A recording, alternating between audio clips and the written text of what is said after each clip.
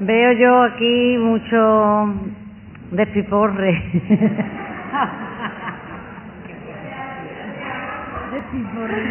Mi padre diría ludibrio, pero es una palabra tan antigua que no la iba a entender nadie. Ludibrio. ¿Qué ludibrio? Bueno, vamos a ver. Buenas tardes. Llevamos un poquito de retraso, pero ya sabéis que estamos en un sitio que las distancias son muy grandes y simplemente para tomar un café, una excursión, y mientras se va y se vuelve. También es que a nuestra ponente, que ahora presentaré, a Dolores, te voy a decir yo, porque yo, Renau, la han entrevistado para una televisión y también hemos esperado un poquito. Sé que es una hora mala, pero bueno, eso es lo que tiene, hacer una jornada intensiva. Yo creo que la calidad de las ponentes es tal que no nos va a entrar ningún sueño.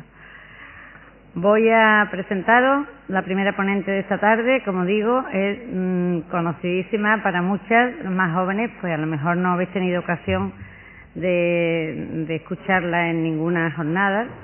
Ella es Dolores Renau Manén, nacida en Barcelona, con 2 hijos y un nieto. Eso no está en el currículum. Eso de formación es licenciada en Filosofía y Letras por la Universidad de Barcelona y diplomada en Psicología también por el Instituto de Psicología de la Universidad de París y estudios realizados con una beca del gobierno francés, diploma de la Escuela de Psicología de la Universidad de Barcelona y certificado de inglés, el Proficiency de Cambridge. Pero sobre todo ella es muy conocida por su actividad profesional. Es psicóloga infantil, psicóloga clínica, fundadora y coordinadora del equipo sociopedagógico del Ayuntamiento de Cornellá, fundadora y directora de la Escuela de Educadores Especializados Flor de Maig de la Diputación de Barcelona. Actualmente es la Escuela de Educadores Sociales. En cuanto a actividades institucionales, ha sido diputada al Congreso de los Diputados por el Grupo Socialista en las elecciones generales del año 82 por Barcelona, parlamentaria al Parlamento Europeo por designación de las Cortes Generales y en la Comisión de Salud, Consumo y Medio Ambiente y Comisión de los Derechos de la Mujer, directora general de Protección Jurídica del Menor en el Ministerio de Justicia, donde se preparó la Ley de Derechos del Menor y la Ley de Adopción durante su tiempo y reforma de los centros para menores, así como nuevos lazos con el Poder Judicial y la Fiscalía. Miembro de la Ejecutiva del PSOE del 88 al 91 en el cargo de la Secretaría de la Mujer, vicepresidenta de la Internacional Socialista de Mujeres del 89 al 92 y diputada al Congreso de los Diputados por Barcelona para las comisiones políticas, las comisiones de Política Social, Justicia y Derechos de la Mujer. Presidenta de la Internacional Socialista de Mujeres desde octubre del 99 a octubre del 2003. Desde junio del 93 fue jefa del Gabinete de Relaciones Internacionales de la Diputación de Barcelona. El gabinete destinado a apoyar a los municipios en las cuestiones europeas y en la gestión del 07 del presupuesto de solidaridad. Diputación de Barcelona hasta noviembre del 2006.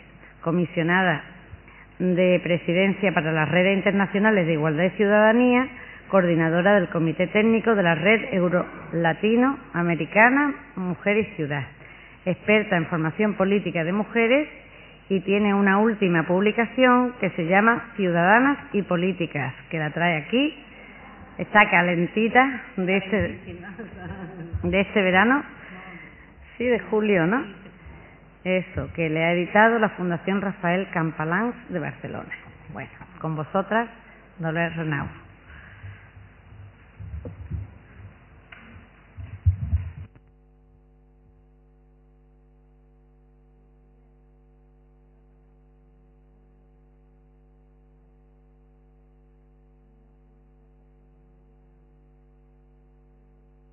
¿Así?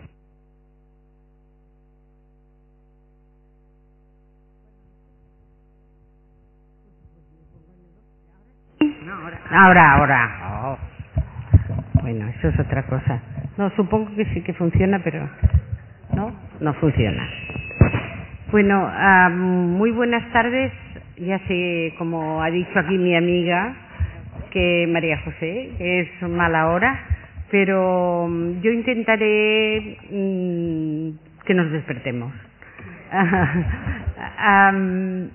En primer lugar, quiero decir que me alegra muchísimo estar aquí, no solo porque Andalucía es una tierra que me gusta mucho y que tengo muchos amigos y amigas andaluces. Ya sabéis que entre Cataluña y Andalucía ha habido siempre un trasiego, se va, se viene. Tenemos muchísimos catalanes de origen andaluz y luego muchos amigos de Andalucía en Cataluña. O sea que me es un lugar especialmente querido, y lo digo sinceramente porque es una tierra que se mueve siempre, que cambia, que es de lo más progresista que existe en este momento en España, y bueno, y me alegra mucho. Y me alegra porque lo que se acaba de inaugurar, como esta mañana estaba aquí al final de la inauguración, esta escuela de feminismo es el inicio. Dura 3 días y tiene unas temáticas muy localizadas, pero puede ser el inicio de un proceso en el que la formación de las mujeres vaya adquiriendo un peso y una fuerza muy importante. Y vosotras sabéis que cuando las mujeres cambian, el mundo cambia. Y es, por lo tanto, un motivo de muchísima alegría que aquí en Málaga se haya puesto en marcha un centro de formación feminista, además, tal como lo decía esta mañana nuestra compañera.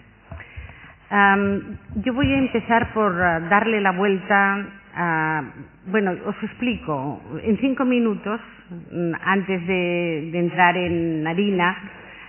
Os explico que mi experiencia política ha tenido 3 vertientes. Y que se han mezclado como que mezcla la masa de un pastel, que hay momentos en que no sabría decir qué ha sido más importante. Por una parte, yo viví la dictadura cuando era joven, cuando estaba en la universidad, y desde entonces me alié con aquellos que luchaban contra la dictadura. Es decir, yo estaba en la clandestinidad política. Y en aquellos años el deseo de libertad era algo tan fundamental, tan básico, tan vital, que se llevaba por delante casi todo lo demás. Éramos, como a lo mejor algunos de vosotros y vosotras que no sois tan jóvenes como la mayoría, pero éramos en aquellos momentos personas muy radicalizadas, porque cuanto mayor es la opresión, más fuerte es la radicalidad. Y cuanto más libre y democrático es un país, pues más diversidad, más diálogo y más posibilidades de negociación aparecen. Esto es un hecho estudiado. Pero cuando tienes toda la opresión encima, bueno, las reacciones son muy duras y te parece que en 2 minutos, cuando tengamos libertad y cuando llegue la democracia, todo se va a arreglar. Así éramos. Digo esto porque en mi caso concreto, el feminismo en aquella época iba muy fuertemente acompañado de una necesidad de cambiar la política y de cambiar las leyes, las reglas de juego, de tener un país democrático, creyendo pues que cuando hubiera democracia todo se iba a arreglar con la democracia, o sea, todo.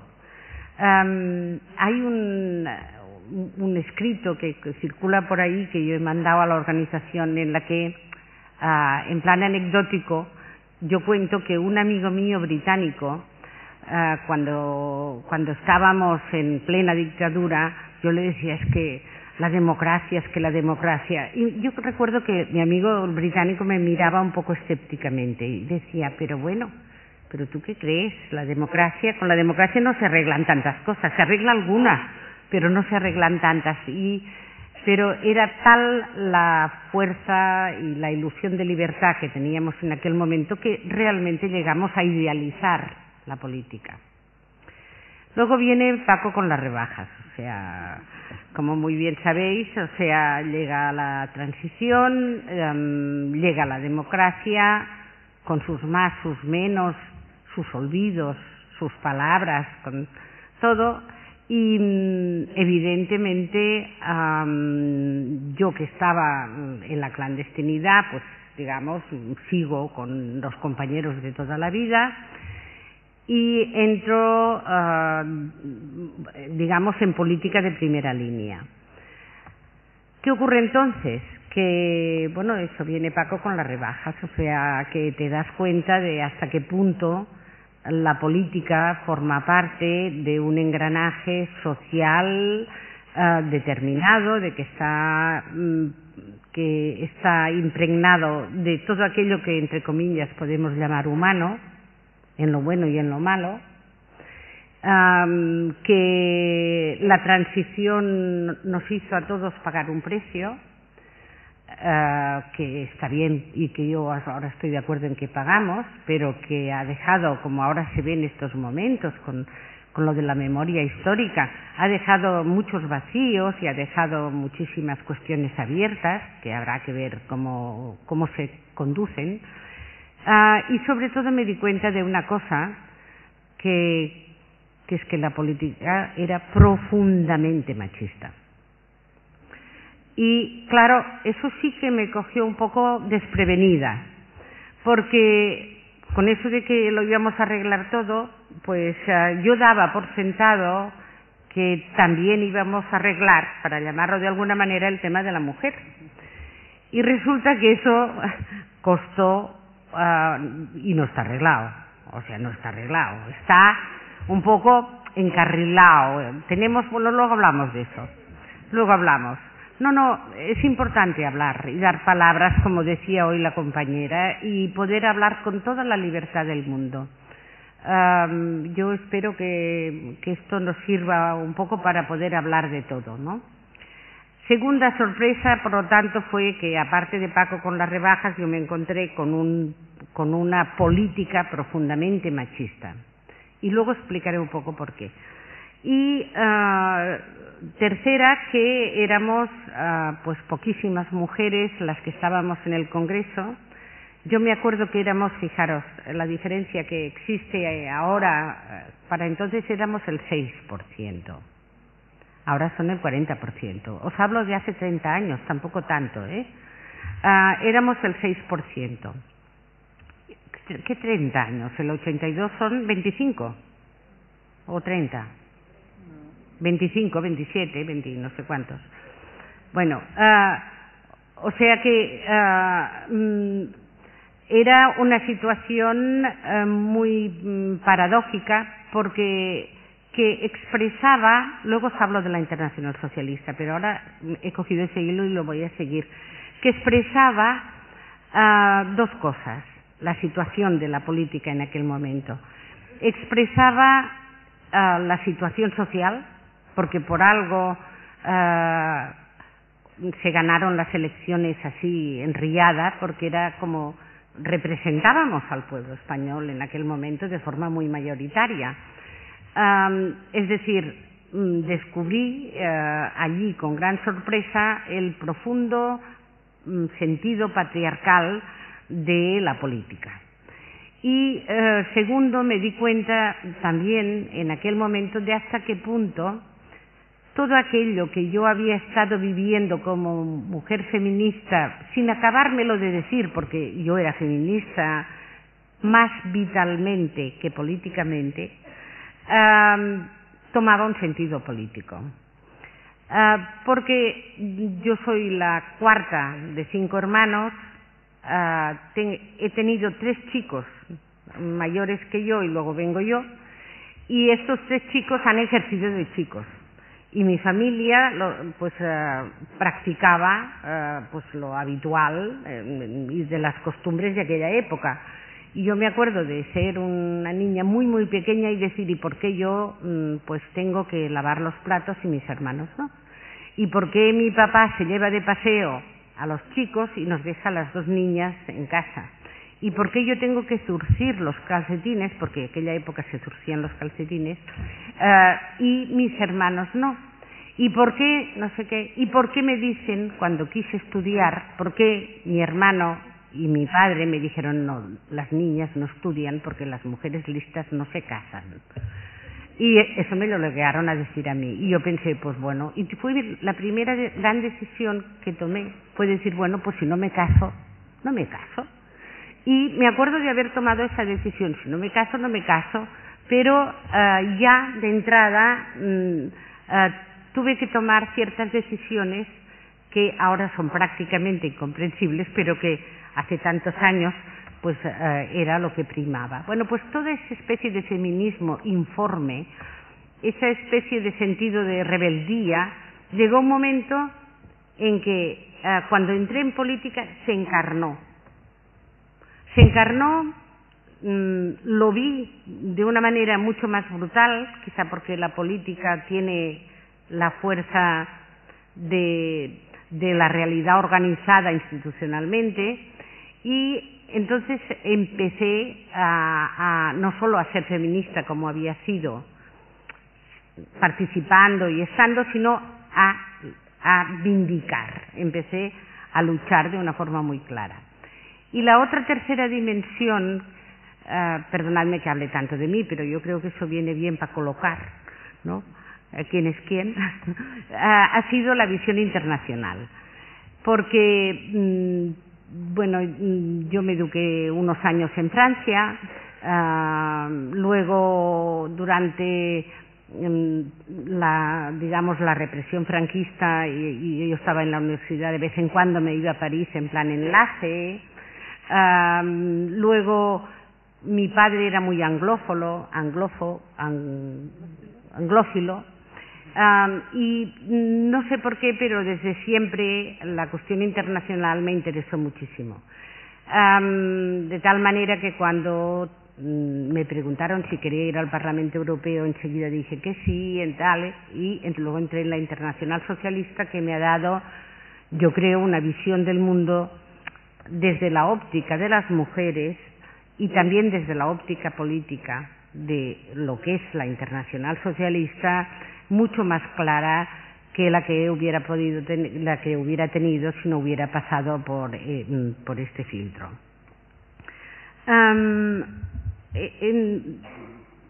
Yo esta mañana he oído una frase muy bonita que decía: lo personal es político. Es una frase que hemos escuchado muchas veces y que nos viene gracias al feminismo de la diferencia, porque nos han nutrido de muchísimas ideas que han enriquecido el discurso feminista. Y yo he pensado, sí, pero lo personal es político, pero lo político también es personal. Y yo creo que tenemos que empezar a darle la vuelta al tema también. Como tenéis por escrito lo que es la Internacional Socialista en un papel que he copiado en un escrito en el que explica de qué va la Internacional Socialista de Mujeres, los 100 años que celebramos hace un año escasamente. Esto que pone Stuttgart 1907-2007. No lo tenéis. Bueno, es que hay fotocopias, Pues yo os recomiendo, porque es un articulito muy sencillo, pero que explica la evolución de la Internacional Socialista. Yo no me voy a referir exactamente a esto, solo os señalo que la Internacional Socialista de Mujeres nace ya a principios del siglo pasado, nace como una respuesta de las mujeres socialistas que estaban en la Internacional Socialista y que no se sentían suficientemente representadas, y dijeron: aquí tenemos que hacer algo. Pero además de luchar por su presencia, lo que hacen es introducir temas específicos. Por ejemplo, el tema de la paz es un tema en el que trabajaron muchas mujeres de la Internacional Socialista. luego más adelante introducen el tema de la cuota, luego más adelante el tema de la paridad y la gran virtud, y no me voy a extender más aquí, si queréis luego podemos hablar, pero la gran virtud de la Internacional Socialista es que es una organización de organizaciones políticas de mujeres socialistas, o sea, organización de organizaciones de mujeres socialistas que cubre 123 países.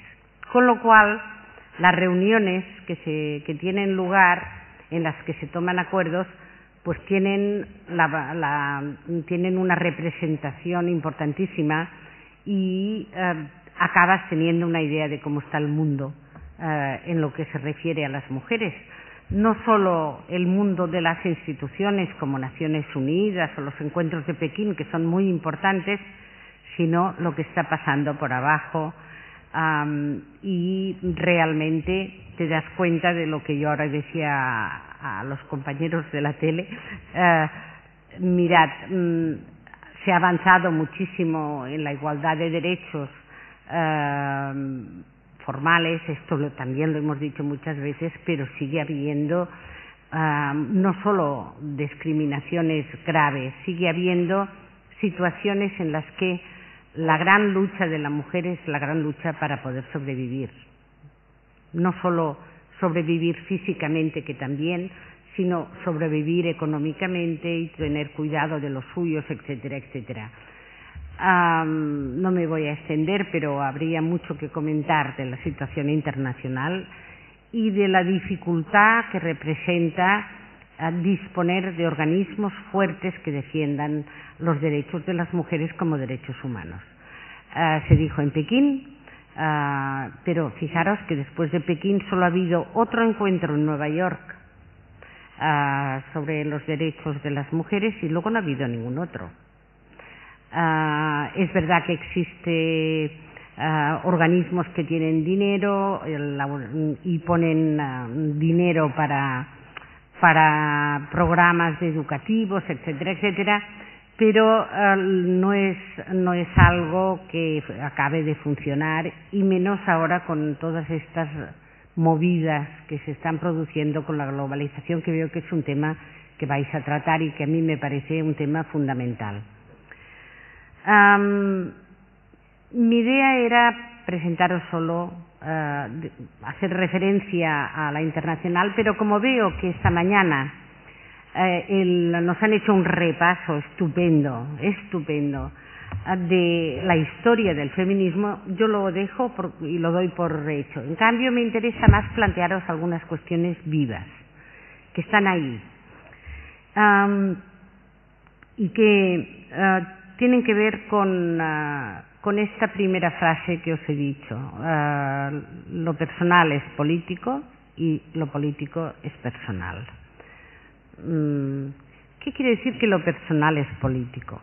Primero, esta es una frase feliz, de aquellas que hacen época, porque en el fondo está tendiendo un puente entre dos mundos, entre el mundo de lo personal, que esta mañana también estaba muy bien explicado, y de lo que hemos vivido como íntimo, casi como del ámbito de lo privado, y lo político. Quiere decir eso que cuando ocurre algo a nivel personal, no ocurre solo a nivel personal, sino que tiene raíces muchas veces y consecuencias, raíces y consecuencias políticas.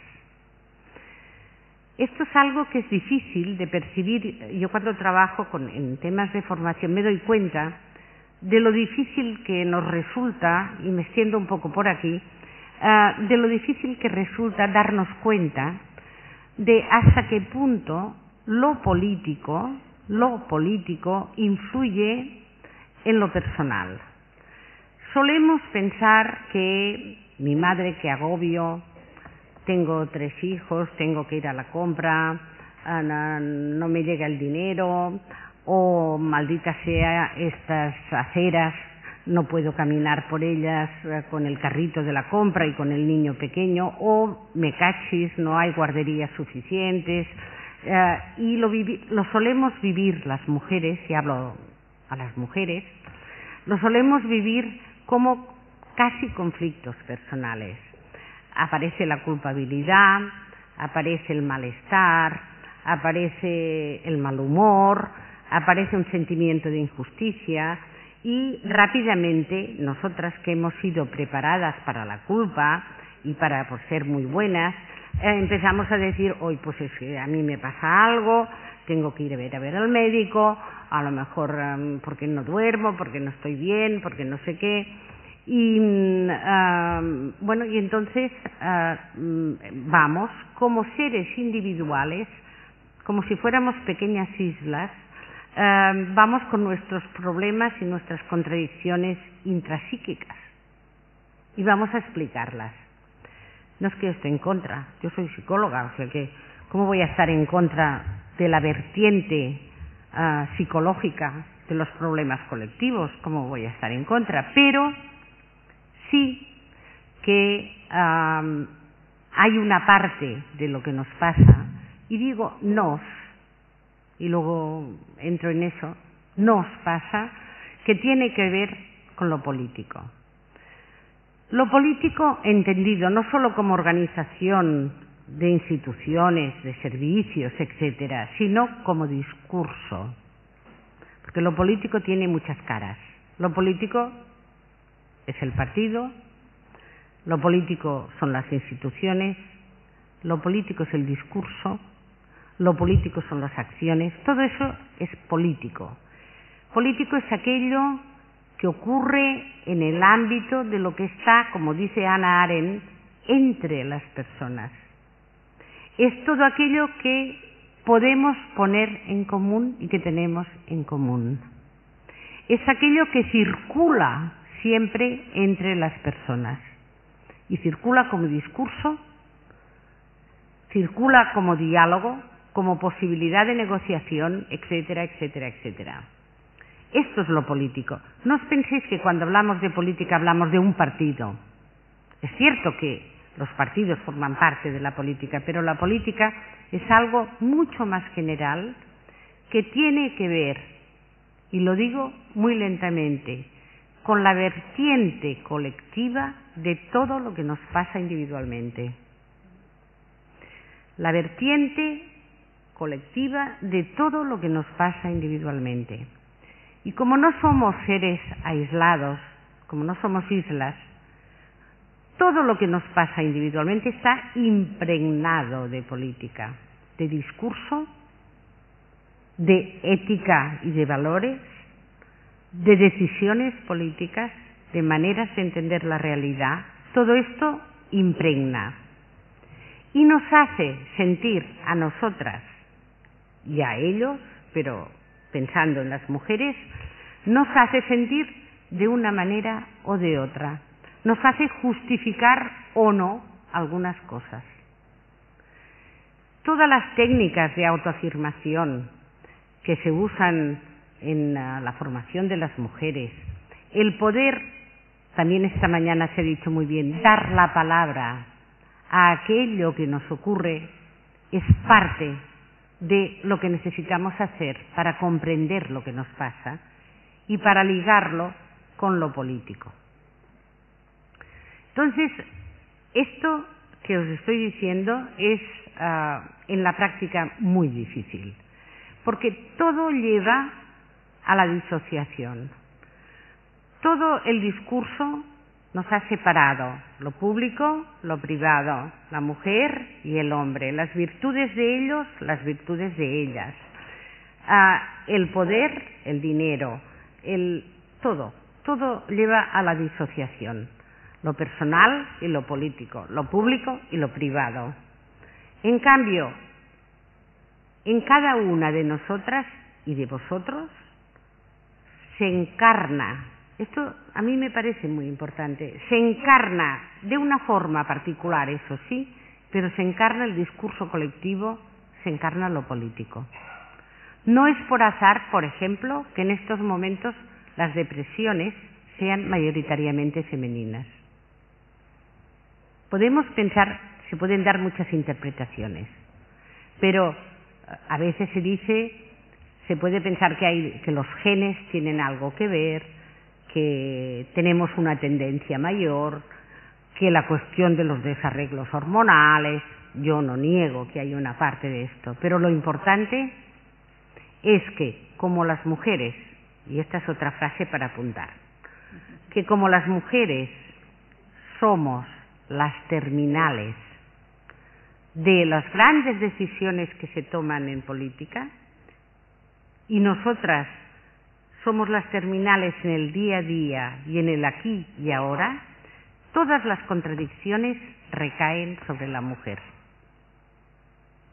Esto es muy importante saberlo para que nos podamos colocar delante de las situaciones que ocurren. Se toman decisiones de gran alcance, se hacen carreteras, se hacen presupuestos, etcétera. ¿Quién va a ser la usuaria de las calles no asfaltadas? ¿Quién va a llevar el niño al cole?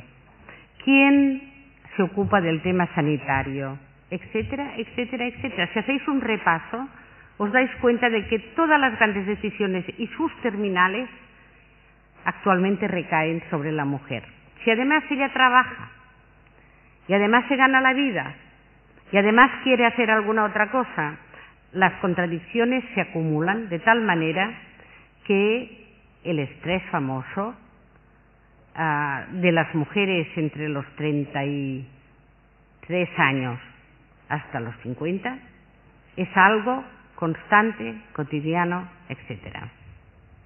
Y me diréis, eso no tiene que ver. Yo digo sí, claro que sí. Tiene que ver con el feminismo, tiene que ver con la política, tiene que ver con qué cultura política estamos haciendo, qué cultura política y de qué política estamos hablando. Esto por una parte. Pero yo también digo que lo personal es político y lo político es personal. ¿Por qué? Porque, mirad un ejemplo, muy tonto, es de esos de... ¿Qué le pasó a Clinton? Bueno, que tuvo un desliz, digamos, para llamarlo de alguna manera, que no se portó bien con su mujer, digamos, y, bueno, metió la pata, vaya. Y, bueno...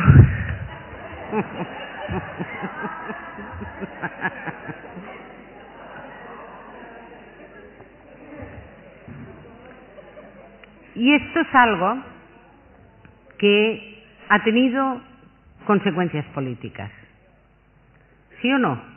Muy, muy importantes. ¿Qué le pasa a Bush cuando se pone, y hablo de estos porque son ejemplos clarísimos, qué le pasa a Bush cuando se pone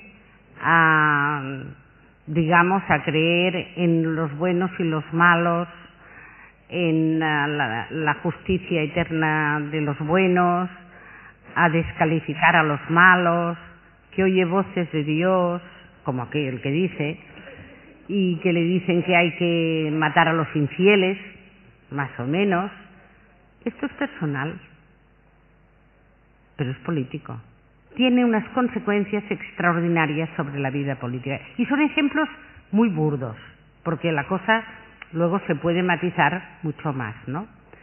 Pero, ¿qué hubiera pasado si Hitler no hubiera sido el tipo de persona que fue? ¿Qué hubiera pasado si Franco no hubiera sido el tipo de persona que es o que fue? ¿Qué pasa con los amiguismos que corrompen? Son cosas humanas, entre comillas, se convierten en políticas. Es decir, hay una dimensión de cada una de las personas que están en política, tengan cargos o no tengan cargos, generen discurso o no generen discurso, tengan cañones o no tengan cañones, que es una dimensión estrictamente personal que influye profundamente en lo que pasa luego en la política. No estamos acostumbradas a este tipo de reflexión, porque nos han contado la historia siempre como algo que ha ocurrido así y que tenía que ser así. Porque como ha ocurrido, los hechos tienen tanta fuerza que se justifican por sí mismos. Bueno, pues no hay que creer esto, hay que ser mucho más descreído y descreídas. Hay que empezar a pensar, ¿qué hubiera pasado si? Imaginad. Hay que poder imaginar que aquello que han dicho los alternativos, otro mundo, era posible y otro mundo es posible. Porque nos hartamos de oír cómo son las cosas porque han sido las cosas y porque la historia ha sido de una determinada manera. Pero hay seres, por ejemplo Gandhi, por ejemplo Mandela, por ejemplo la premio Nobel iraquí, por ejemplo grandes escritoras, que han dicho que las cosas podían ser de otra manera. Por lo tanto, ahí hay una dimensión de las conductas individuales en las que nunca pensamos en política, es una dimensión que ni se contempla y que nos dedicamos a la política, sobre todo la política institucional y la política oficial, está dedicada a explicar lo que hay que hacer, a decir cómo se ha hecho, pero casi nunca a poner en cuestión y decir ¿y qué hubiera pasado si? Y yo os conmino de verdad a empezar a utilizar la imaginación política. Es decir, a empezar a pensar que sí, que eso ha ido así, pero podría haber ido de otra manera. ¿Y qué otra manera podría ser?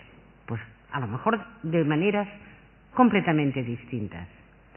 Esto en cuanto al valor de algunas personas que han influido en política.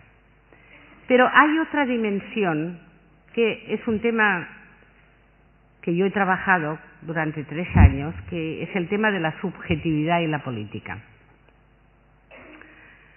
Tengo una cosa publicada que luego si queréis os doy la bibliografía o os la mando para que podáis leerlo. Es un opúsculo de unas 25 páginas que justamente, quizá por mi deformación profesional y por la del compañero con el que estuve trabajando, que es psiquiatra psicoanalista, estuvimos analizando qué relaciones mantiene eso que llamamos la subjetividad y la política. Muchas veces se confunde subjetividad, se confunde con individualismo, no tiene nada que ver. Esto me lo dijo un compañero de partido una vez hablando de esto. Me dice, pero si el gran problema hoy día es que no hay conciencia política porque todo el mundo vive de una forma muy individualizada y hay muchísimo individualismo. Y yo dije, sí, es cierto. Es cierto que esta sociedad nos ha ido aislando de las comunidades, que cada uno se tiene que arreglar, que ha permitido que el discurso individual rompa vínculos muy importantes para los seres humanos. Parte de las depresiones y parte de los problemas que hay hoy en día vienen de la soledad de las personas. Habría que hacer una geografía de las soledades, no solo de los mayores, que ya se sabe que algunos mueren solos y estas historias tristes. No. En todas las edades la gente está sola. Lo he visto con los jóvenes y las jóvenes, con sus problemas encima, sin tiempo para poner en común, sin tiempo para sentirse que forman parte de una comunidad porque se ha destruido parte de los vínculos que había. Este es otro tema que si queréis luego hablamos. A mí me parece muy importante esto.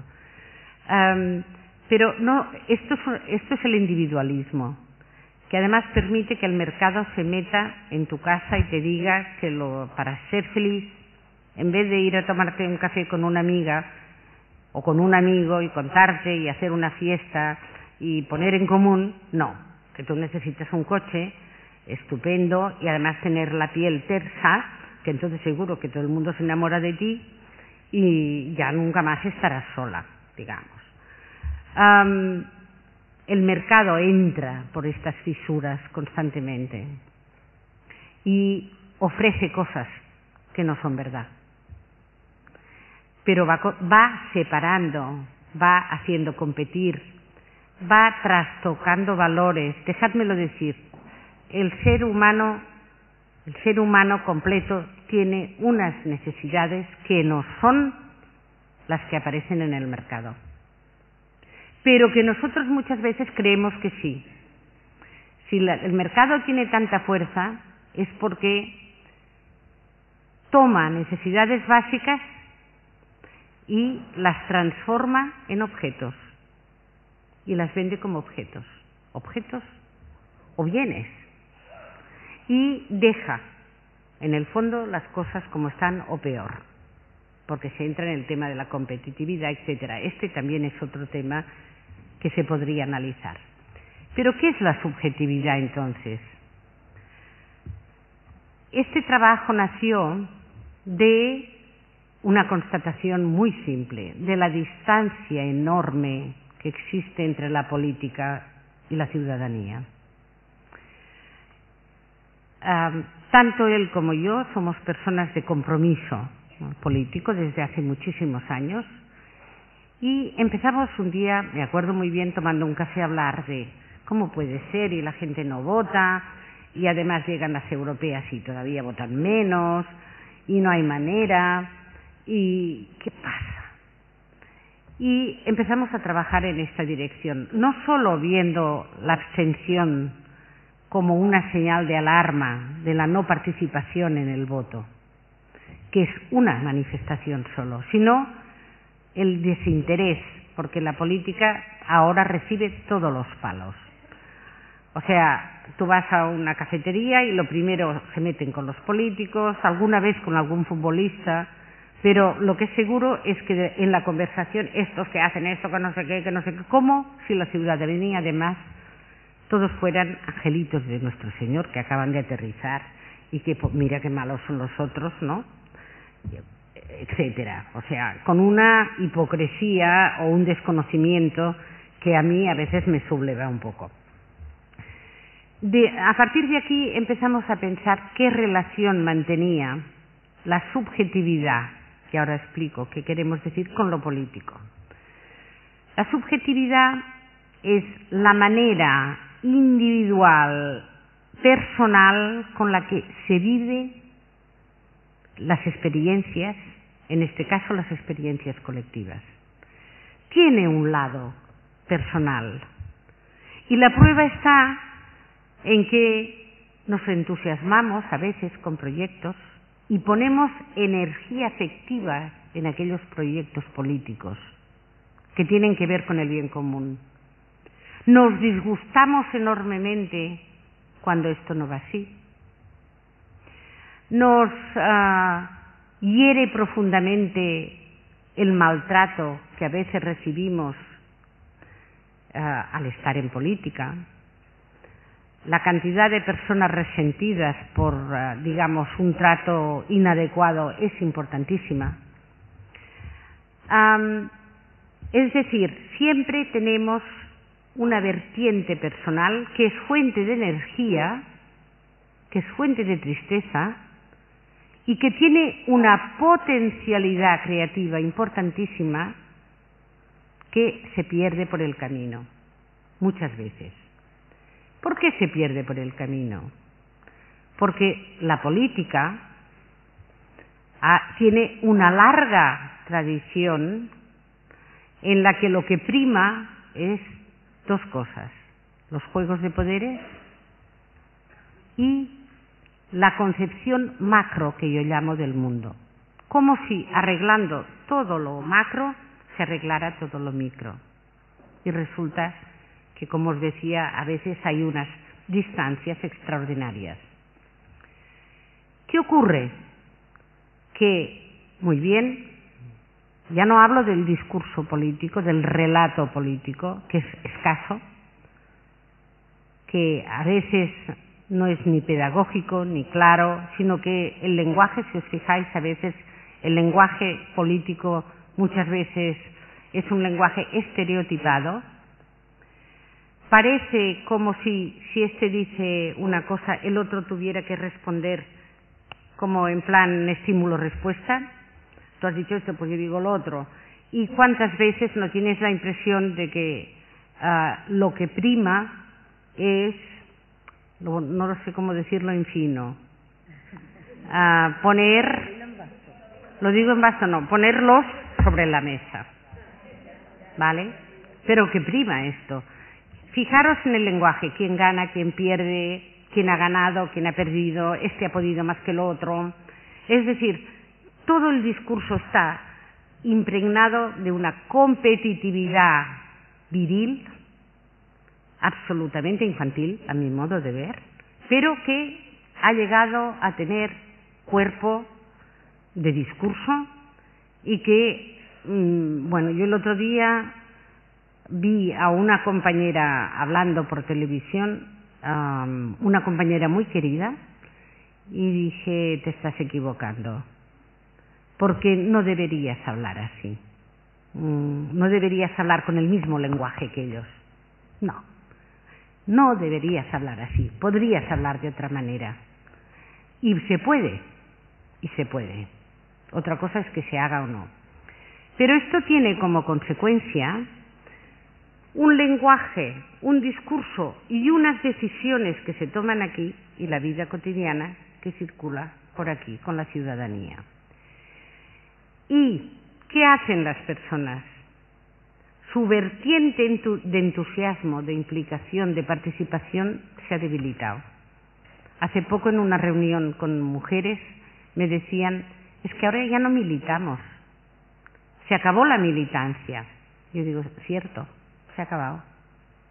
Ahora se pertenece a, se va a, no sé qué, pero aquel sentido de la militancia que hemos tenido durante años, esto ha desaparecido, no en todos lugares, pero bastante.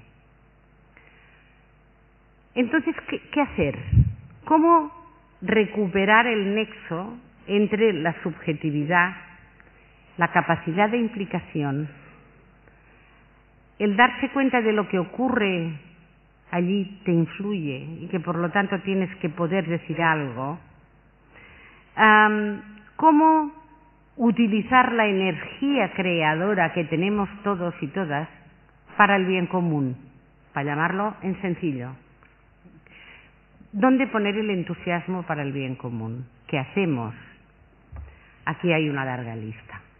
Aquí habría que hacer un decálogo. Pues, en primer lugar, los partidos tienen que cambiar. Mucho. Y eso también es otro apartado, porque tienen que flexibilizarse, tienen que tratar a las personas como seres humanos, tienen que dejar tanta lucha por el poder que en el fondo destruye, tienen que ser capaces, porque yo estoy implicada en un partido, tenemos que ser capaces de jugar al bien común y sobre todo tienen que aproximarse a las necesidades reales de las personas y a la vida cotidiana. Y ahí es donde entra el feminismo. ¿Cómo vamos a transformar los partidos? ¿Cómo vamos a transformar el discurso político? ¿Cómo vamos, dejadme decir una frase, a poner al ser humano en el centro de la vida política, a menos de que incorporemos el sentir, la experiencia, la sabiduría, las virtudes de esta mitad silenciada de la humanidad que somos las mujeres? ¿Cómo vamos a hacer que se transforme sin ellas? Primera cuestión, por lo tanto, y ahí es donde se enlaza el tema, hay que estar en la política. Hay que estar en la política entendida como institución, como discurso, como valor, como ética, como manera de entender el bien común, hay que estar. Las mujeres tenemos que estar. Y me diréis, bueno, ya estamos bastante. Yo digo, sí, hemos mejorado, estamos. Pero ¿decimos algo diferente? ¿Nos dejan decir algo diferente? ¿Nosotras somos capaces de decir algo diferente? Todas estas preguntas son, para mí, las importantes en este momento.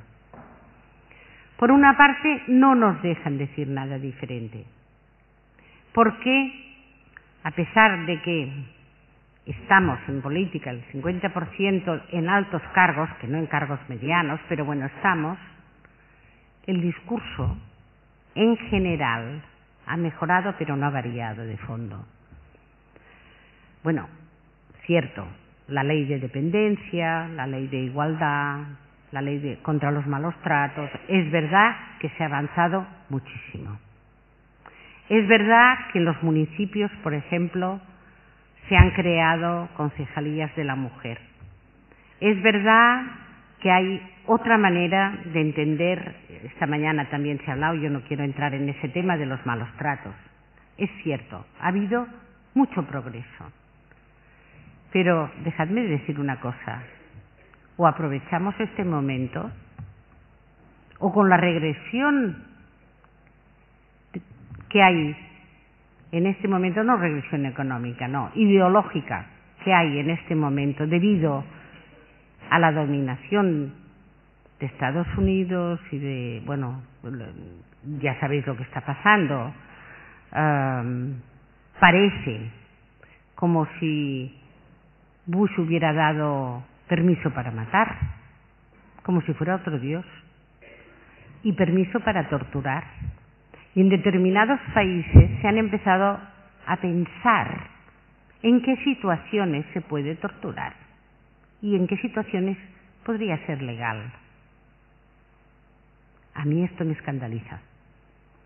Cuando empieza a haber voces que van diciendo, no, pero claro, es que claro, a través del integrismo islámico, que ha sido el gran fantasma que ha permitido todas las regresiones ideológicas, hablo, no me importan tanto las económicas, aunque tienen consecuencias, pero esta especie de regresión ideológica, yo digo, hay que calzarse, hay que ponerse las pilas, y todo lo que podemos hacer ahora las mujeres en este país hay que aprovecharlo a tope en este y en todos los países donde todavía se respetan los derechos humanos y donde todavía estamos en una buena situación.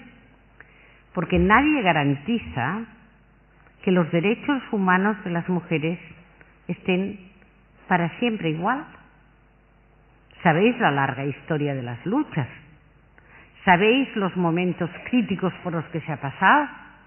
Entonces yo digo, aquí no hay que estar ojo a visor. Y los vientos que vienen en toda Europa son vientos regresivos y conservadores. Por muchas secretarias generales que pongan los conservadores en plan imagen y en plan de no quedarse para atrás. Pero los vientos y el discurso es muy profundamente conservador y solo nos faltaba la crisis económica y solo nos faltaba que un gobierno de izquierdas como el nuestro tuviera que apoyar a la banca para que un poco se te tambalee todo y dices, bueno, a ver, volvamos a pensarlo todo, porque el rey está desnudo. Es decir, el capital es el capital más heavy, para llamarlo de alguna manera. Y esto también hace tambalear ideologías. Y lo dejo aquí porque este es el tema de actualidad. Pero, ¿qué quiero decir con todo eso? Y voy a terminar aquí para que podamos hablar. ¿Qué quiero decir con todo eso? Que necesitamos otra política de partidos. Es así. Si queremos que la ciudadanía se entusiasme con lo colectivo, necesitamos cambiar los partidos, necesitamos construir relato político, explicar por qué hacemos las cosas. Un ejemplo, que los ejemplos van muy bien.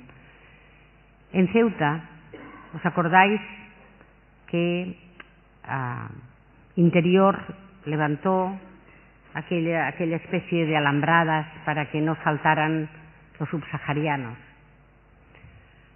Y murieron algunos saltando las alambradas. Y era mi gobierno. Y entonces yo pensé, seguramente, y lo sé porque he gestionado y he estado en el gobierno, hay momentos en que solo puedes hacer una cosa. No, a lo mejor no tienes más opción.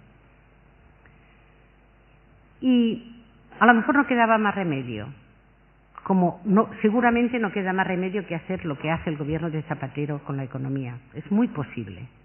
Yo opino que no queda así. Pero, se puede decir, por ejemplo, no nos queda más remedio que hacer eso, pero lo sentimos.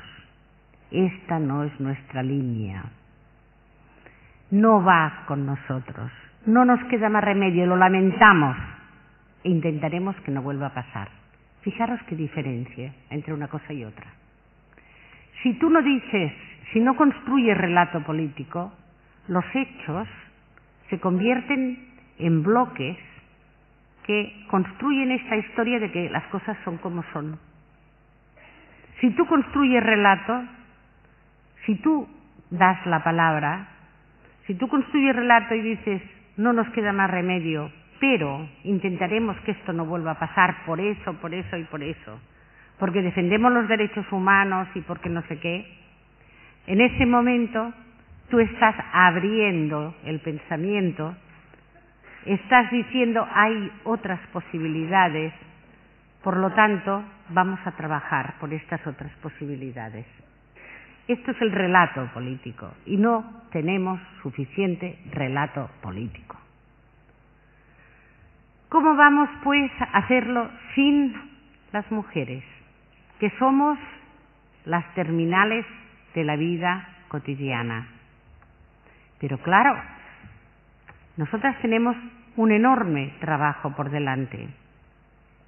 Por una parte, y lo voy a nombrar solo porque es muy largo, voy a nombrar por frases. Por una parte, tenemos que confiar en nuestra experiencia, la individual de cada una. No somos raras, no nos pasa nada. Como seres humanos completos tenemos una experiencia que hay que poder decir. Muchas veces no tiene ni palabras. Es verdad que hay elementos inefables en las experiencias humanas. Hay veces que no te puedes explicar. Es verdad. Y por eso está la poesía o la mística, y ahí está. Pero la mayoría de veces tenemos palabras para decir las cosas, pero nos parece que lo que nos pasa, lo que nos ocurre, lo que vivimos, bueno, es normal, es lo de siempre, no vale mucho. Lo que vale son aquellas cosas que dicen en la tele, que no sé, que los importantes, los que hacen el discurso, los que deciden, esto es lo que vale. Lo mío, mentira. Lo nuestro es una experiencia absolutamente humana y válida. Primera cuestión. Segunda, hay que ponerla en común. Una experiencia que se queda encerrada en nosotras se deslegitima. Cuando tú la pones en común, la visión de la otra, y hablo de la otra porque estoy pensando en redes de mujeres, La visión de la otra legitima tu propia experiencia, te reconoce, te da fuerza, te desdramatiza, te hace ver la dimensión política de lo personal. Una vez está puesta en común, véase las redes, ya tenemos redes, entonces tenemos que poder analizar las causas, de ahí la formación teórica. Esta explicación de esta mañana ha sido maravillosa en este sentido. Tenemos una historia como mujeres, tenemos unas maneras de entender la realidad que es crítica, tenemos instrumentos, esto es la formación y la teorización, y colocar nuestra experiencia en este marco. Y cuando ya tenemos hecho esto, ¿qué vamos a hacer? Hacer, construir, en lo pequeño, en lo grande, en lo mediano, en la dimensión cotidiana, pero construir. Mirad, hay muchas veces que a las mujeres nos ahoga el sufrimiento. Yo sé que los hombres también sufren, pero sufren de otra manera. No lo digo en broma, ese es otro tema.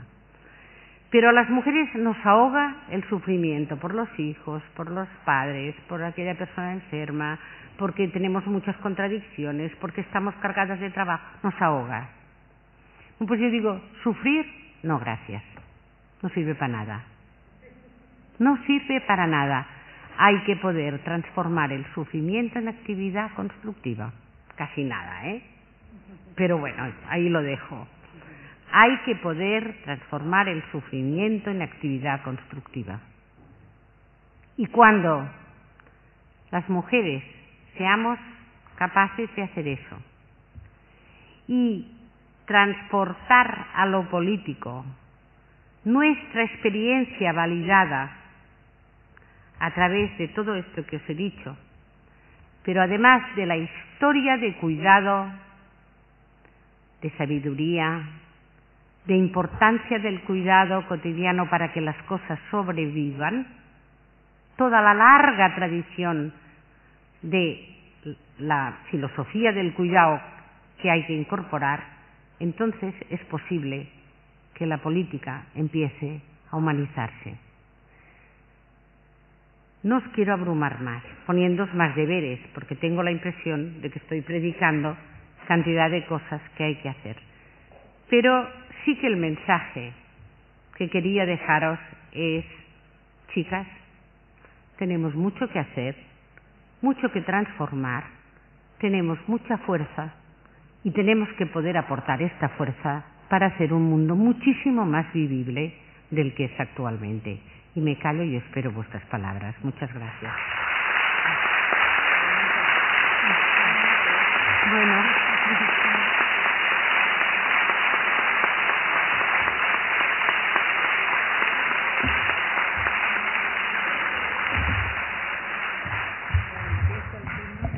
Sí.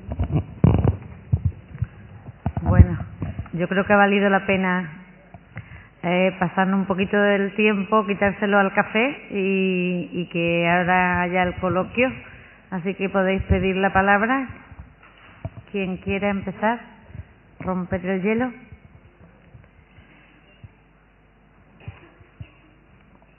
Vamos a ver, ahí. Si tú quieres unir varias cosas para responder o una a una, como tú quieras. Sí, hay varias preguntas. Sí. Hola, buenas tardes. Me llamo Pilar y vengo con la Asociación de Mujeres Internacional Costa del Sol. Soy de Asturias y soy muy mayor y ya conozco muy bien la trayectoria que explicó la ponente. Y quiero felicitarla porque ha dicho una cosa que me parece importantísima, que a ver cuándo empieza la política a humanizarse y a que el centro sea la persona. Y yo creo que si las mujeres no hacemos política de verdad, esto no va a pasar nunca, porque los hombres son muy diferentes en ese sentido. Ellos están con sus luchas de poder porque es lo que han aprendido y creo que las mujeres nos dedicamos poquísimo a la política, pero a la política real, porque cada una vota a su partido, a su ideología y tal, Pero eso no es suficiente, porque si los que van a hacer las leyes son las personas que están realmente en el Congreso de los Diputados, que son los que votan, si hay pocas mujeres, pues van a seguir las leyes siempre como hasta ahora. Entonces, yo creo que de estas jornadas o de esta escuela de formación debería de salir que las jóvenes se dediquen activamente a la política, y a la política activa, nada más. Muy bien. Unimos varias intervenciones y ella contesta al final, si os parece. Primera fila. ¿Acordaron lo de presentaros? Sí, bueno, ¿me presento? Sí. Pues soy Elena Picón y soy profesora de secundaria. Entonces, bueno, yo quería lo primero felicitarla porque estaba a punto de hincharme de llorar ya al final. Y quería decir, o sea, me daba corte a hablar, pero quería darle las gracias encarecidamente. Vengo muy cansada del instituto, recalo y no pensaba finalmente venir, y cuando he visto mi credencial me he ido ilusionando. Venía también por Ana Rubio, porque además es lo que quiero comentar, ¿no? Como la he oído y la he descubierto, pues era gracias simplemente eso, apoyarle en el final de esta maravillosa ponencia, decir, apoyar que es el momento de hacer, y recordar las palabras de Ana del año pasado, que nos convocaba también en otro lugar, pero aquí en Málaga, en la conmemoración del Día de la Mujer Rural. Decía, ya está bien de pensar, ahora es el momento de hacer. Me parece que todas y todos tenemos que tener muy claro este convencimiento. Entonces, contra el cansancio individual, pues me he animado a hablar, porque efectivamente pues yo veo igualdad de género, llevo proyectos de coeducación, no sé qué, y pues es más cansado que no hacer nada en esta dirección, ¿no? Pero la verdad que momentos como este pues nos deben servir de aliento, de ánimo y de hermanamiento, ¿no? Así que ya está, gracias.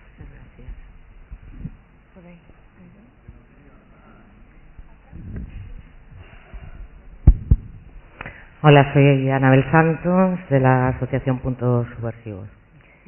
Gracias, Dolor, por explicarnos tan claramente las cosas que suceden con unas palabras tan cercanas, sobre todo a las que estamos en doble militancia y coincidimos contigo en los poderes tan patriarcales y también en el feminismo, el que nos atrevamos a decir cuáles son las situaciones y lo pongamos en común. Este es un espacio para poner en común, lo dijiste al principio, vamos a hablar de todo y vamos a hablar con claridad. Creo que es un gran avance y siempre es agradecer a quien se atreve a hacerlo y a quien nos sigue abriendo camino para tomar la palabra, ¿no? Así que gracias. En cuanto a lo que, bueno, todo el cierre lo comparto, poco a poco estoy en el proceso personal de construir para poder seguir esa línea, pero tú planteabas las dos dimensiones de la política y si no entendí mal, hablabas por un lado de la dimensión del juego de poderes y por otro lado de la concepción macro del mundo. Y que la interpretación era que si arreglamos lo macro se arreglaría todo lo micro, que es por donde siempre nos come a las feministas y a las mujeres que participamos en espacios mixtos desde toda la trayectoria y nos sigue sucediendo, ¿no? Entonces ahí así se me ocurre, claro, es que el juego de poderes está hecho desde sus parámetros. Nosotras manejamos el poder de otra manera y además queremos hacerlo de otra manera, poniendo en valor todo lo que tú estás diciendo. Por otro lado, en las concepciones macro nuestras cotidianidades no están. Entonces, lo que me sale así de pronto es decir, bueno, Dolores nos está diciendo que son necesarios los espacios específicos aparte de las dobles militancias. No sé si es así o no. Bueno, perdón un segundo, los espacios específicos de mujeres feministas, aparte de las dobles militancias. Bueno, yo, gracias Dolor también, yo voy a seguir además hilando el discurso que ha empezado Anabel y también siendo crítica, es decir, con las mujeres que tenemos la doble militancia, que militamos en partido político, incluso aquellas que militan en los sindicatos. Y yo, el tema, como tú has expuesto, es muy complicado y además hay veces que una termina, casi le dan ganas de abandonar, porque además se siente presionada, por un lado, por el movimiento social feminista, ya no es tanto como al principio, de alguna forma las que estamos dentro de los partidos, porque entendemos que es solamente estando dentro de una organización que es capaz de poder tener el poder, es la única forma de transformar y de poder hacer algo.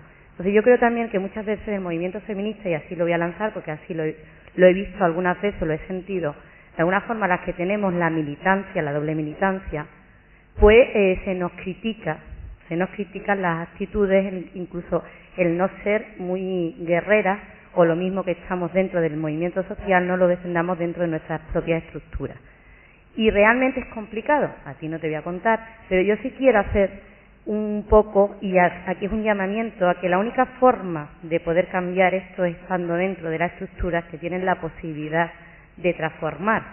Y además, yo lo he dicho muchas veces, porque estamos en un momento también que parece que con la ley de igualdad todo lo tenemos hecho, pero yo quiero también poner en evidencia que el tema de la trampa, es decir, quien hace la ley hace la trampa, y si es la trampa en el sentido de que si tenemos la representación por ley, la hemos tenido que ganar por ley evidentemente y luchárnosla, no tenemos la autoridad.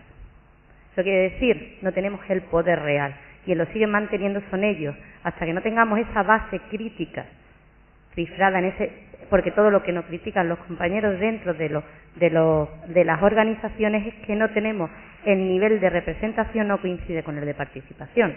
Alguna llega ya a hartarse de hablarle de las dificultades que tenemos para poder militar, y además aparte es como nos convertimos en las Pepito Grillo, es decir, es que chicas, si no puedes, pues vete a tu casa. Y tú dices, por encima de mis narices me voy a ir a mi casa. Pero da igual, porque no, aunque nos mantengamos porque además coincido con un poco lo que hablábamos en la comida, cuando estábamos hablando del tema de que no es la cualidad del tiempo, sino la cantidad de tiempo todavía sigue siendo fundamental y primario para tener una representación. Es decir, no solamente en el medio laboral, la racionalización de los tiempos, esos tiempos puestos por ellos, por alguien que no tiene responsabilidades, otra responsabilidad más que la de hacer una acción, sino tiene todas las tareas que nosotros tenemos pendientes, ni además, aparte, a las que no vamos a renunciar, ni tenemos por qué para estar en política. Pero yo sí haría el llamamiento ese, porque yo, y aquí sí voy a hacer una reflexión de una amiga y compañera, que hablaba ya no ni de los techos ni de las paredes de cristal, sino que hablaba de los precipicios resbaladizos, porque nos están utilizando, tanto en política como en las empresas, cuando hay que hacer un cambio radical, nos ponen por delante para meternos en el precipicio. Caso de la Palin, ¿no? O sea, Sarah Palin no es más que un ejemplo, de decir, no ha perdido los republicanos, sino ha sido una mujer, lo cual las mujeres no servís para nada, iros para vuestra casa. No es una reflexión mía, de una compañera, pero quería compartirlas con todas. Sí, de momento ya, ¿no? Se corta aquí el primer grupo de intervención. Bueno, muchísimas gracias a las que me animáis a seguir, porque es un refuerzo importantísimo el poder hablar y que se entienda y que tenga yo un feedback. O sea que yo también os agradezco mucho vuestras palabras de ánimo. Son muchas horas de pensar, de escribir, ¿no? Y poderlo explicar viene muy bien. O sea que gracias también a vuestras aportaciones y han salido varios temas, todos en el fondo relacionados unos con otros. Yo creo que a las jóvenes hay que animarlas a que entren en política, es verdad. Hay un programa del Urbal que hemos utilizado que se llama Yo Política, o sea, para reafirmar, que era un programa de formación europeo y latinoamericano que se titulaba así, Yo, Política, en plan ya totalmente autoafirmativo y tal, ¿no? Yo creo que esto es importante, pero no quisiera que se entendiera que hacer política es solo estar en un partido, que esto es importantísimo, sino que repito un poco lo que he dicho antes, se puede hacer política de mil maneras. Se puede hacer creando opinión, creando discurso, creando asociaciones, poniendo en común. Eso también es hacer política, aunque luego necesite de una traducción institucional, evidentemente, pero es más una dimensión de la persona que se ocupa de los demás en el sentido amplio del entre los seres humanos y se ocupa del bien común que estrictamente lo del partido. Hay gente que nunca entrará en un partido y a lo mejor hacen bien, porque un partido es muy duro. Estar en un partido a las verdes y a las maduras es durillo. Entonces a lo mejor no hace falta, no. Pero en cambio trabajar con sentido de colectividad, eso sí que es importante. Y entonces eso también es política, ¿no? Muchas de vosotras habéis ampliado lo que yo he dicho, o sea que no tengo mucho que decir.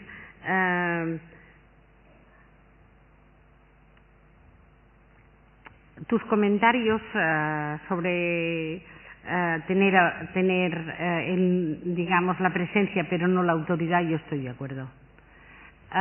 Se da con mucha facilidad la situación de que dicen los que el núcleo duro, para llamarlo de alguna manera, dicen no, si ya podéis venir, os podéis sumar, pero no digáis nada diferente. Esto es muy importante esto. ¿Hasta qué punto se tolera un discurso diferente o un estilo diferente? Ahí es el punto donde realmente patina el asunto. Yo creo, y hablo con Anabel, yo creo que los espacios de mujeres son muy importantes, pero no únicos. O sea, ahí también juegan los estilos personales, la manera de entender el feminismo. Hay muchos feminismos, o sea, tampoco hay que tener un único modelo. Pero sí creo que es importante tener algún grupo de referencia en el que puedas hablar como mujer, porque entonces la visión de las demás, bueno, tiene las consecuencias que antes he apuntado un poco, ¿no? Y refuerza muchísimo. Y da energía y da objetivos.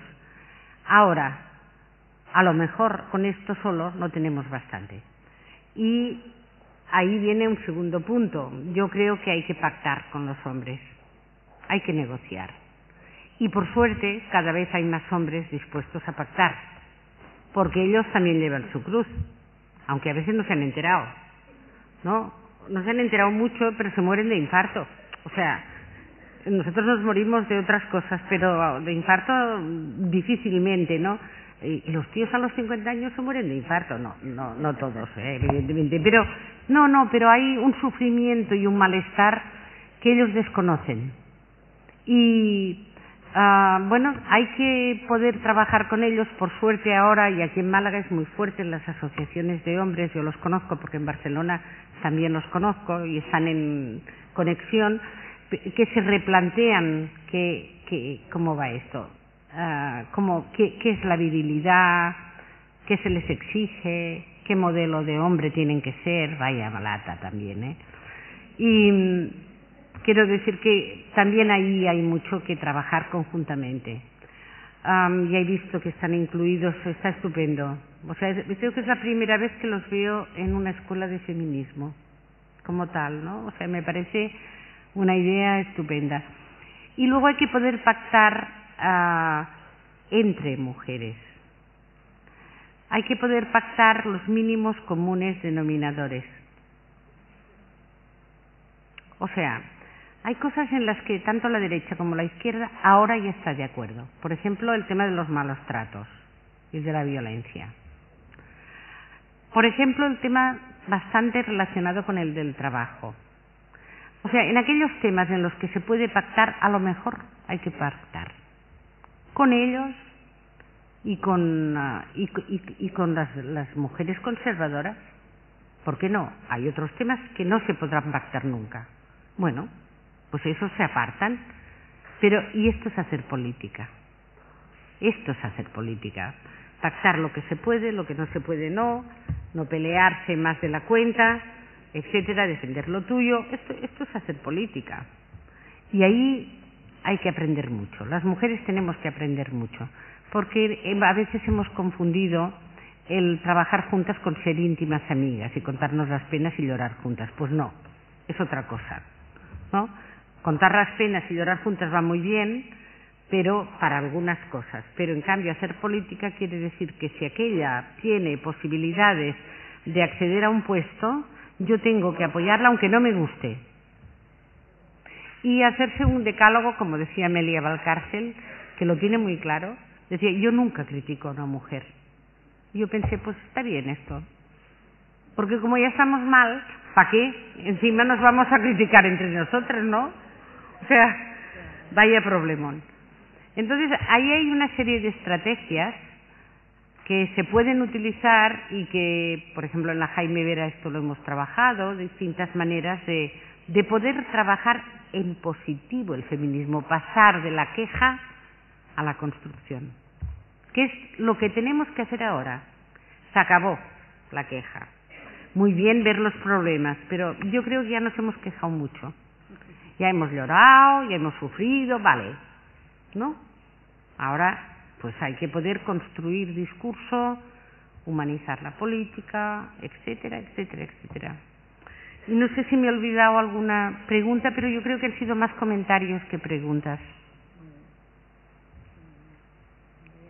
¿Sí?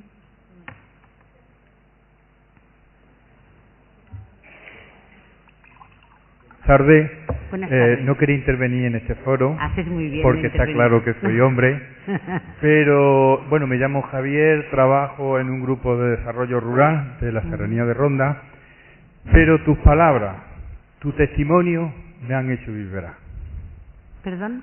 Que tus palabras, tu testimonio, tu experiencia, he sentido vibrar por dentro. De cierto modo, como la compañera, me ha despertado la ternura. Mira que a mí me gusta dormir la siesta hasta ahora.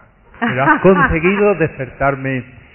Y termino, por no hacer uso de la palabra más, diciendo a todas que cada vez me encuentro más identificado con vuestro discurso que con el discurso de la gente de mi sexo.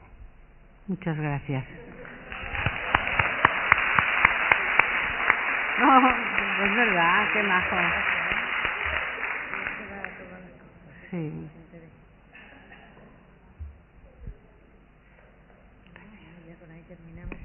Sí. Sí. En primer lugar, darle las gracias a María Dolors, o Dolores. Sí. Mi nombre es María Victoria y pertenezco a una asociación de mujeres. Quería aprovechar la doble vertiente de militante política y de psicóloga para preguntarle si hay algún trasfondo político, psicológico, que explique por qué la mujer participa tan poco en el discurso político y cuando lo hace, mayoritariamente lo hace imitando al discurso del hombre. Porque es completamente diferente el discurso político de la mujer que la conversación a nivel privado. Esa es mi pregunta. Muchas gracias por la disertación, que ha sido fantástica. Yo creo que no hay razones psicológicas profundas. Yo creo que, como en cualquier otra situación, hay un discurso dominante que es el que se ha impuesto durante siglos, no viene de ahora, viene de siglos, y parece como si tuvieras, y esto me ha ocurrido a mí personalmente, o sea, como si tuvieras que adoptar el lenguaje de la política, por ejemplo en el Congreso de los Diputados tienes que utilizar un tipo de frase, etcétera, etcétera. Esto significa que no tenemos nosotras todavía construido nuestras propias palabras para decir las cosas en política. Las decimos, como tú muy bien señalas, cuando tomamos café o entre nosotras, y decimos a veces cosas muy sabias, pero cuando llega el momento se impone el lenguaje codificado. Sería muy interesante estudiar el lenguaje en la política. Es codificado, está muy codificado, con un determinado uso de las palabras, etcétera, etcétera. Esto es una cosa que yo creo que es de aprendizaje y de valentía. Algunas mujeres yo las he oído en el Parlamento hablar muy naturalmente, muy poquísimas. Yo no fui de ellas, yo no me atrevía. O sea, y lo confieso porque he tardado muchos años en poder darme cuenta de hasta qué punto te puede el asunto. Es cierto que no favorece en nada el hecho de que cuando tú te pones a hablar, bueno, que al principio ni te atreves a hablar. A ver, reunión de grupo parlamentario. Somos 5 mujeres socialistas y 300 hombres, como aquel que dice. Yo tengo una idea y entonces la comento con el del lado, que es amigo mío, y le digo, oye, ¿tú no crees que no sé qué, no sé qué, no sé qué? Y entonces él me tiene que decir, dilo. Entonces yo lo digo. Si no, no me atrevo. Es decir, ahora sí, antes. Pero cuando empecé, y a mí me dio mucho que pensar esto, yo no me atrevía si no me autorizaba mi amigo, que era un hombre y que era un muy buen político, y me decía, dilo, dilo.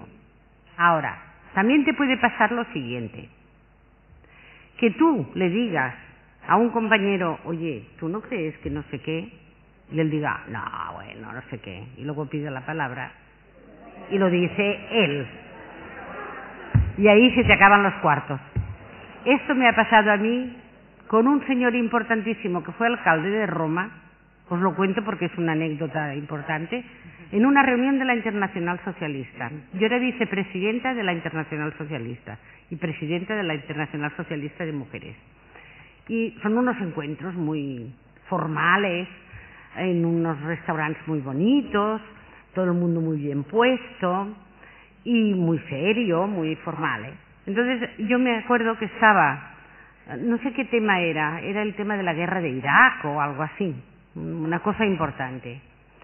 Y antes de entrar se toma una copa, estábamos con el cava en la mano y tal.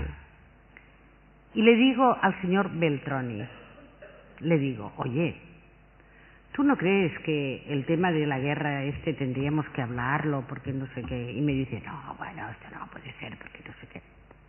Yo me callé. Así que llegamos al interior y se empezaron a hablar palabras. Sale el Beltroni, que no se lo voy a perdonar nunca, y dice, yo creo que sería muy importante hablar de la guerra de Irak, que no sé qué. Maldito sea. Y entonces, ahora esa vez yo ya estaba más bregada y no me callé.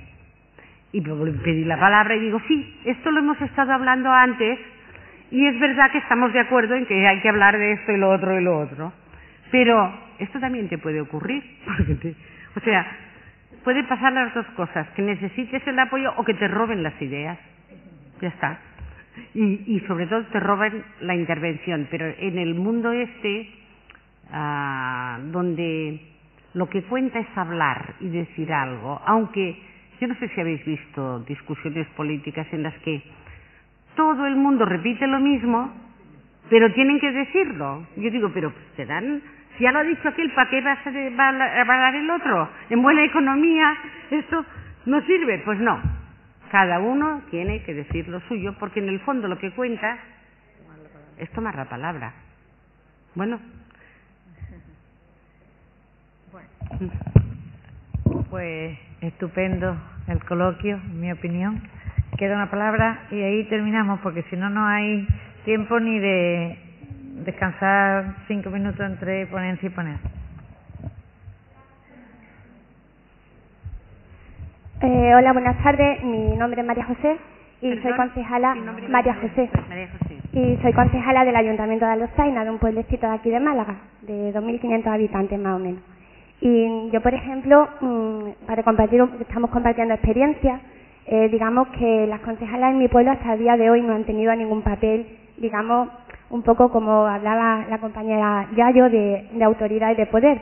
Y de hecho cuesta mucho trabajo, porque incluso cuando te preguntan algo y tú le contestas, sea hombre o mujer, da igual, es como si no te creyeran.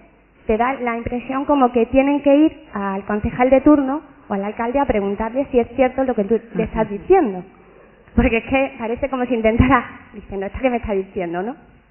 Y también compartir un poco ayer, hablando con compañeros incluso del partido y de fuera de él, ¿no? Hablando de lo de la paridad. Del 50% que por qué siempre se nos cuestiona a las mujeres y a los hombres raras veces. Entonces es lo que quiero compartir. Muchas gracias. Nada, muy bien. Nada que objetar.